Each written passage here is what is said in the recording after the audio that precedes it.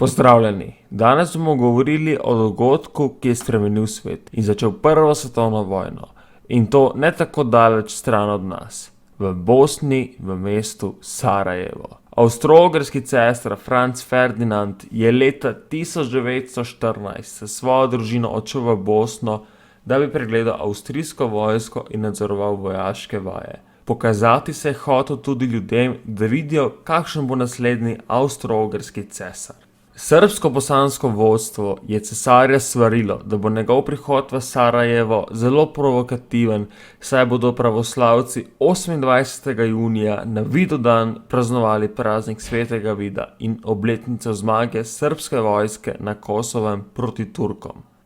Vodja bosanskih atentatorjev je bil Danilo Ilić, ki je atentatorjem orožje začel razdeljevati že 27. junija, dan pred atentatom, in njihova imena skrbno čuval, dokler ni v lokalu noč pred atentatom njihova imena povedal vodji srbske varnostne službe. 28. junija 1914 je Ilić postavil vseh 6 atentatorjev vzdolž ceste, sam pa hodil ves čas gor in dol, da je atentatorjem dajal pogum. Ob 10. je avto Franca Ferdinanda krenil iz vojašnice. Prvi atentator, Mehmed Bašić, je vrgel bombo, tudi je prepočasi aktiviral, tako da se cesarju ni zgodilo prav nič. Cesar je kljub temu, da so šarpneli od bombe, zadeli avto od zadaj in da so bili ljudje ranjeni, ukazal, naj proslava njegovega prihoda poteka naprej. 10:10 je do cesarjevega avta pritekel Čabrinović, ki je aktivirano bombo vrgel pred avto. Toda se je bomba odbila in pristala naprej po ulici in ranila 20 ljudi. Nato je Čabrinović pogoltnil cianid in skočil v reko, toda cianid je bil star in ga je izbruhal. Policisti pa so ga povlekli iz reke in ga na mrtvo pretepli. V mestni hiši je Franc Ferdinand županu dejal, da mu mesto Sarajevo nudijo zelo tople objeme s ročnimi bombami. Župan je postal nervozen. Roke je imel čisto krvave, saj ga je oplazil šarpnel od bombe. Imel je sicer krajši govor in je ljudi hvalil, ker se veselijo neuspešnih atentatov. Bodoči cesar se je bal, da je mesto polno atentatorjev, zato je prekinil vse obveznosti in hotel raje obiskati ranjence v bolnišnici.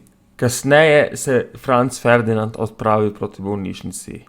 3 avtomobili, v katerem je sedel župan, cesar, njegova družina in njegovo spremstvo, so zapeljali proti bolnišnici. Toda ker je naenkrat voznik prvega avtomobila zavil desno, najverjetneje se je hotel izogniti množici, takrat sta zadnja 2 voznika peljala vzvratno, da bi lahko prvi voznik obrnil in peljal pravilno naprej. Toda v tem času, ko so avto obračali, je do avta prišel Gavrilo Princip, ki je začel streljati na cesarja in na cesarico. Cesarico je zadel v prsa, cesarji pa v zgornji del trebuha. Gavrilo je hotel vzeti cianid in se ustreliti v glavo, toda je strup izbruhal, pištolo pa so mu policisti izbili na tla. Gavrilo je dosegel, kar je hotel. 11:20 je cesarica umrla, 11:30 pa tudi cesar. Sicer je na sodišču dejal, da ni hotel poškodovati cesarice, ampak še isto noč so avstro-ogrske oblasti zaprle vse šole, banke in javne ustanove v Sarajevu, zaradi česar so se zgodili množični protesti. Nekaj dni kasneje, zaradi tega, ker Srbija ni sprejela avstro-ogrskega ultimata, je Avstro-Ogrska Srbiji napovedala vojno. Kasneje še Rusija Avstro-Ogrski in tako se je začela Prva svetovna vojna. Upam, da vam je bil današnji dokumentarec všeč. Če vam je bil všeč, pritisnite like in se naročite. Hvala in lep dan.